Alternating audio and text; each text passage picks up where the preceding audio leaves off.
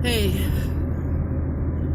I was delivering food on the other side of the county, in another county. And so I was coming back the back way. Anyway, I drove past my kids' schools, and I drove back past my son's school, kind of. And I was thinking, oh my God, he's in the 7th grade now. Congratulations, Alex, you're in the 7th grade now, man. That's super cool. And I was bummed I didn't get a chance to see him before he went to school or anything, because I can't see him. And that was a bummer. And then I drove by Autumn School, and they're having a thing. There's a parent teacher. I saw a bunch of, or parent teacher, whatever it is.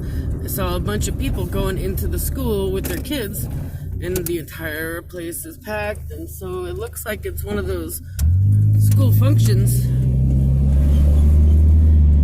that I wasn't told about, and that I don't get to attend because of the no contact order. And they're not even gonna interview the kids and use them as witnesses, which is great. I don't want them to. I don't want them to be. I don't want them to do that. I don't want them to have to do that. But man, that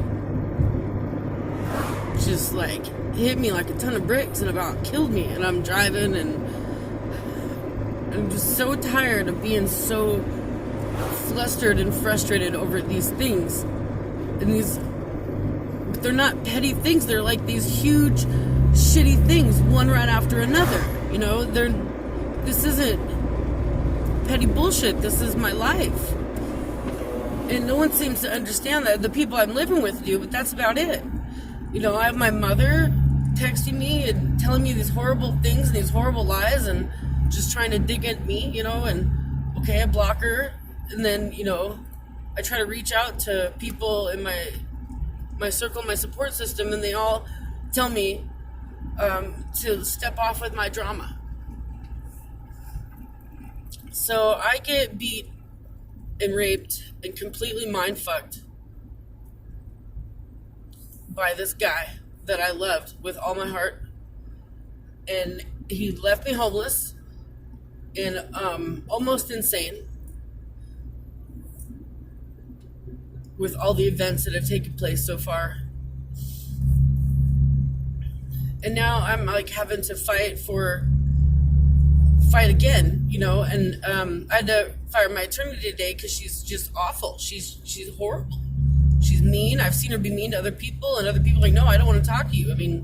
It's not just me. This woman is nasty. She's like an old witch, a bad one.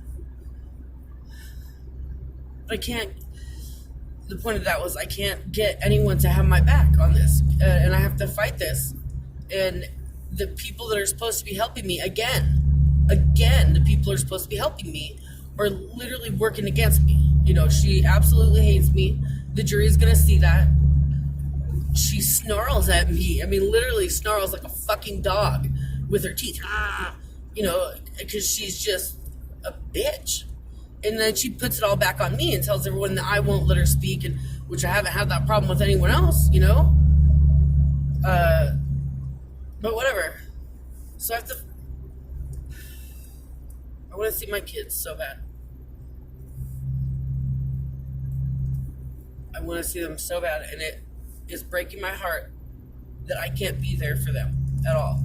And I know that they want me there. My son keeps texting me on different platforms and trying to make contact, and he thinks that I have a restraining order on his dad because I used to. No, I don't. They have one on me, and he even says, you have a restraining order on dad, but not me. But I can't reply to him because of the no contact order,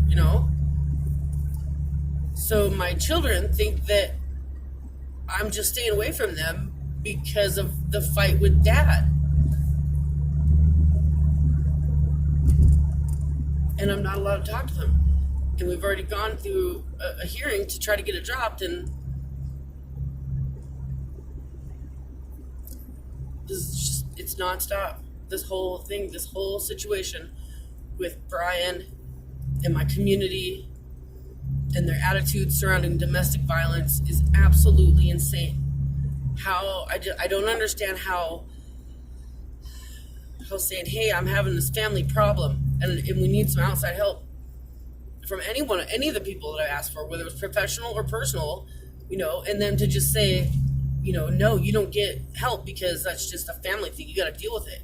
But we couldn't deal with it, and I couldn't deal with it.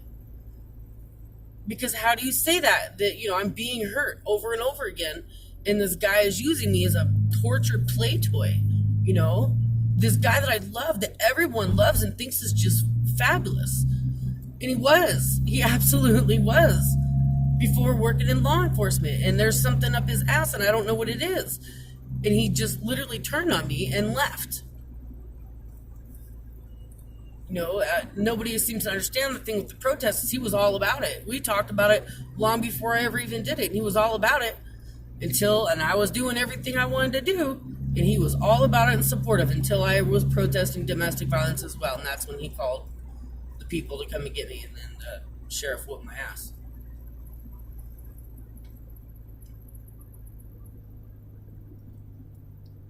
But driving by there and see all those people, man, it yanked it out of me. I wasn't even thinking about it. It just yanked it right out of my heart.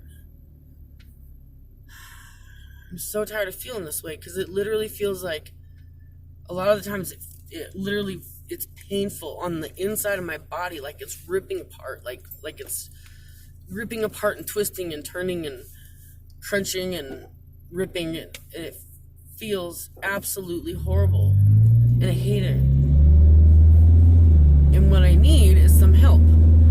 And I've taken all the help everyone can give me, and it's not working. I'm still doing what I can do.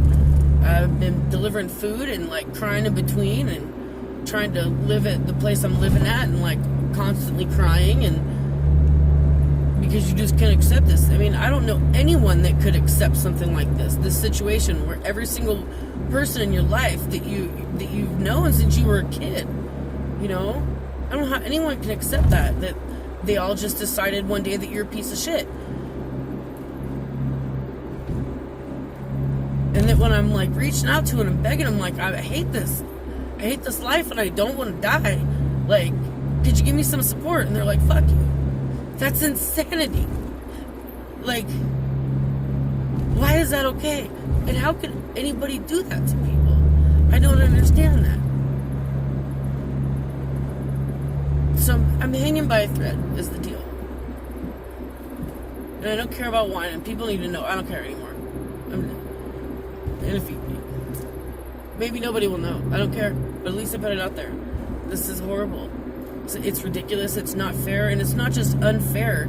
It's a fucking tragedy of justice. I mean, it's right there in the public defender's office on the wall. It's this big old plaque, and it starts out with justice for all. And it's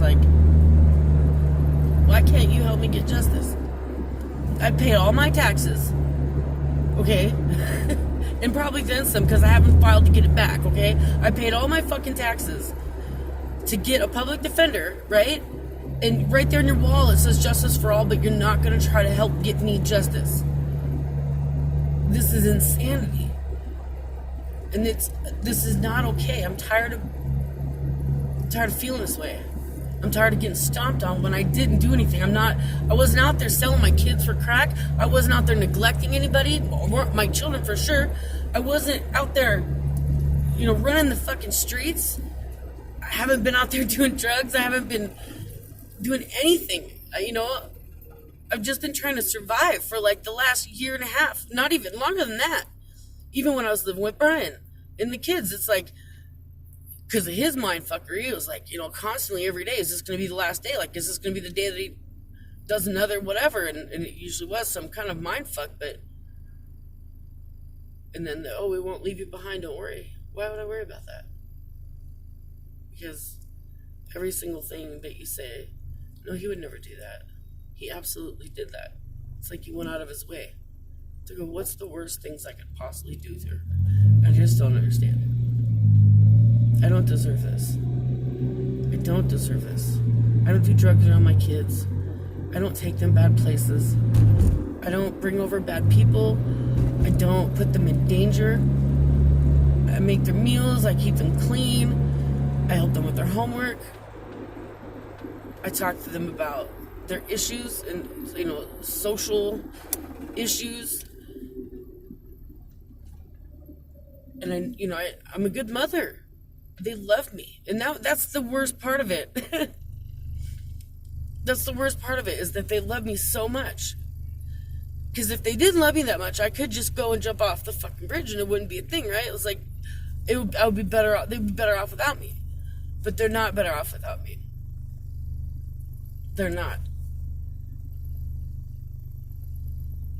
And if you hear the things that my son says to me about how much he loves me and how much of a great person I am, it would break your heart to know where I'm at. And no mother should feel this way. No mother should feel this way. No mother should have to struggle this hard just to get through the day. No mother should wake up to her own mother texting her a bunch of abusive bullshit.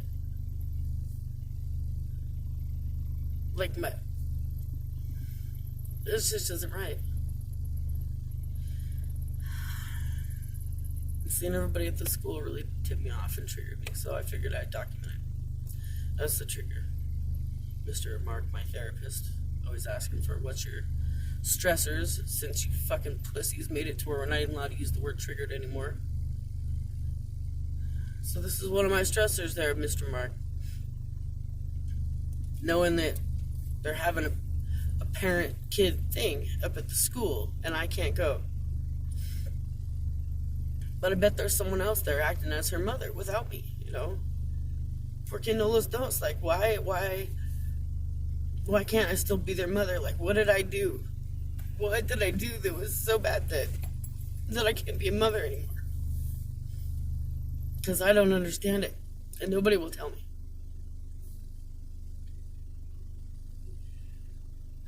And I love them so much, all of them.